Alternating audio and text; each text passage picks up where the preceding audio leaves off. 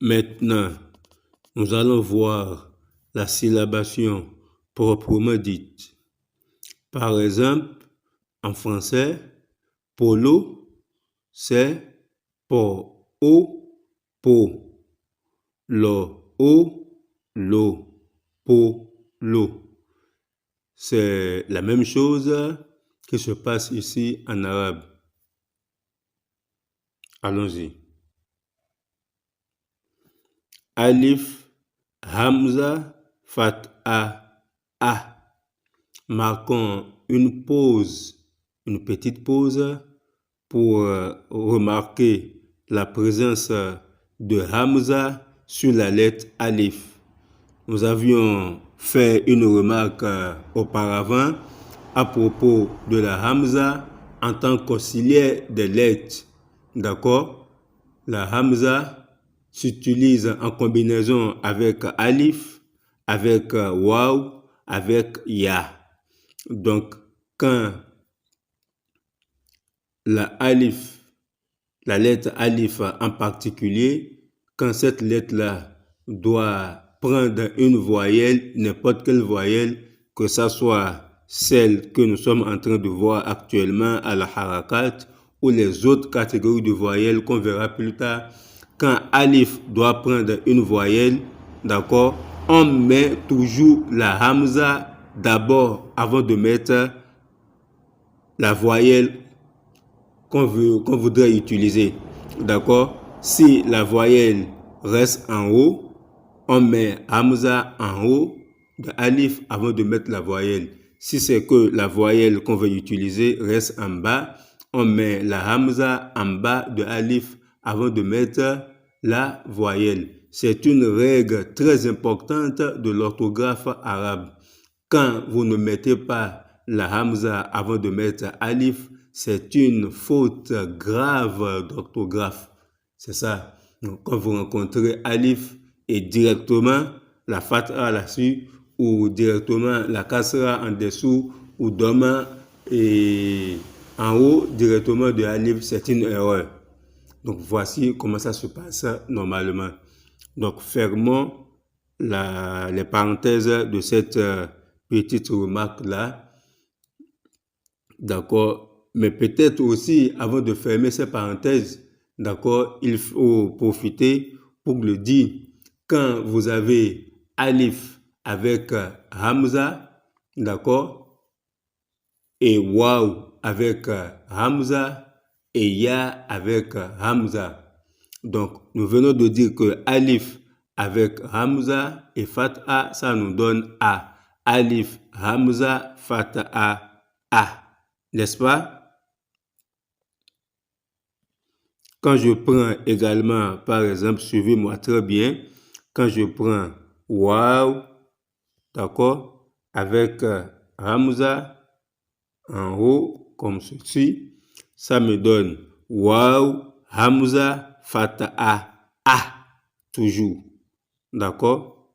Quand je prends également Ya avec Hamza en haut, ça me donne, et Fatha comme voyelle, ça me donne Ya, Hamza, Fatha, A.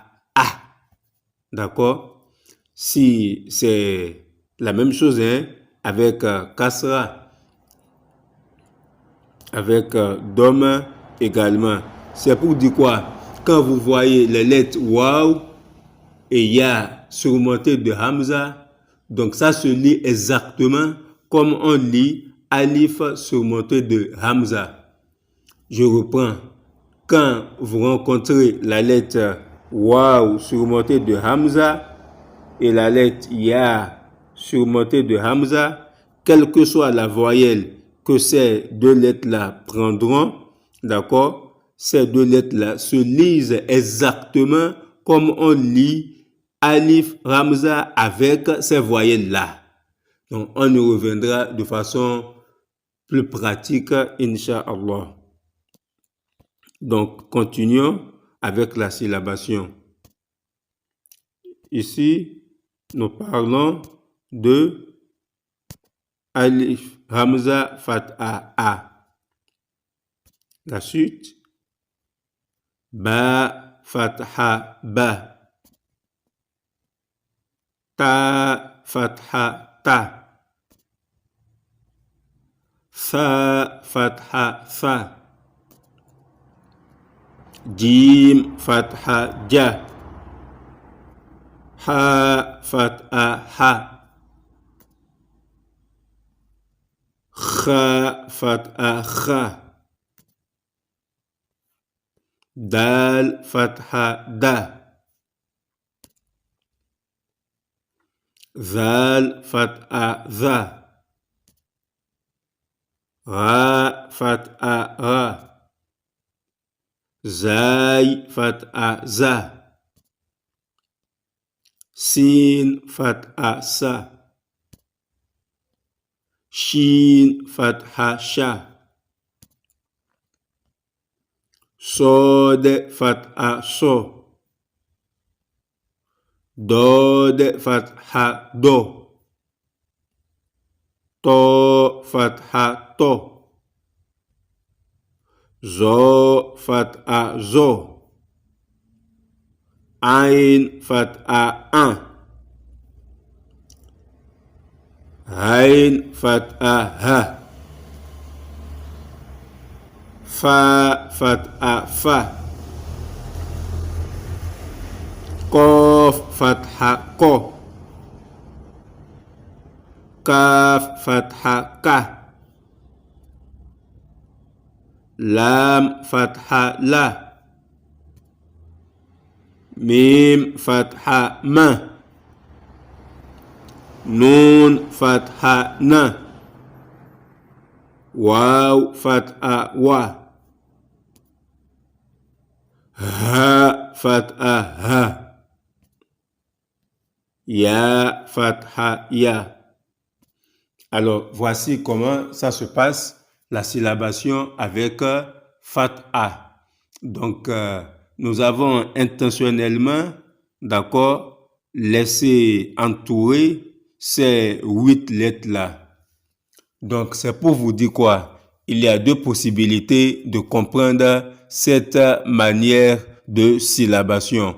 Soit vous allez apprendre par cœur, comme vous venez de faire, cas par cas, d'accord? Alif, Hamza, Fatha, A, Ba, Fatha, Ba. Vous allez apprendre par cœur, écouter et réécouter et mémoriser. C'est une possibilité, donc, qui est plus ou moins automatique. L'autre possibilité qui est plus intelligente, c'est de comprendre que la syllabation, d'accord, comme nous venons de voir ça, il y a la lettre en tant que consonne qui apporte son son et la voyelle également qui apporte son son.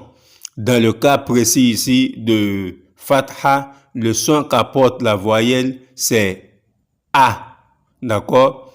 Quand on prend le son de la voyelle A, ajouté au son qu'apporte la consonne, nous avons parlé déjà des sons qu'apporte chaque consonne. Quand je prends l'exemple de ba, ça nous apporte le son bo. Donc, ba qui donne le son bo, plus fataha qui donne le son a, ça nous donne ba. Ba, fataha, ba.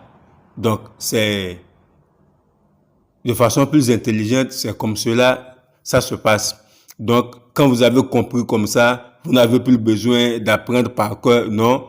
Donc, quand vous rencontrez déjà, vous savez ce qu'il faut faire. D'accord.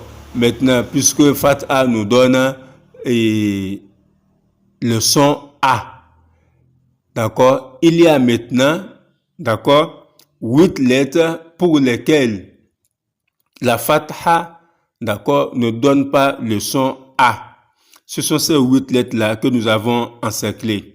Donc, Sod, ça nous donne le son So. Dode, Do. Donc, Sod, Fatha, So. Dode, Fatha, Do. Donc, ça nous donne en fait l'initiale de ces lettres-là. La syllabation avec Fatha pour ces lettres nous donne l'initiale de ces lettres-là. Donc, si vous voulez apprendre de façon plus intelligente, c'est comme ça, il faut comprendre. Vous retenez que avec Fatha, on a le son A pour toutes les lettres. C'est la règle générale. Et maintenant, il y a 8 cas spécifiques où on n'a pas, d'accord, le son A, mais plutôt l'initiale de cette lettre-là.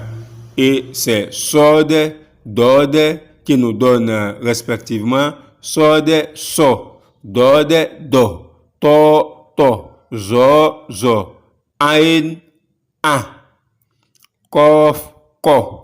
Maintenant, ça fait 6 lettres. Il y a 2 lettres enfin où on a le son an.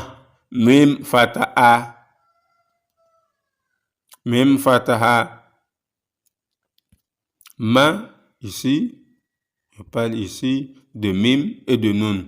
Mim fataha, ma. Vous voyez, c'est le son an, on n'a pas l'initiale. Nun fataha, na. On a le son an également.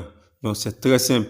Vous avez 8 cas exceptionnels, 8 lettres exceptionnelles, dont 6 nous donnent l'initiale de ces lettres-là et les deux dernières nous donnent le son an.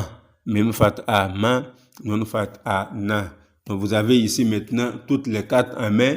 C'est à vous de jouer. Vous pouvez apprendre par cœur de façon plus ou moins automatique, ou vous pouvez également apprendre de façon plus intelligente en comprenant, d'accord, et en pratiquant.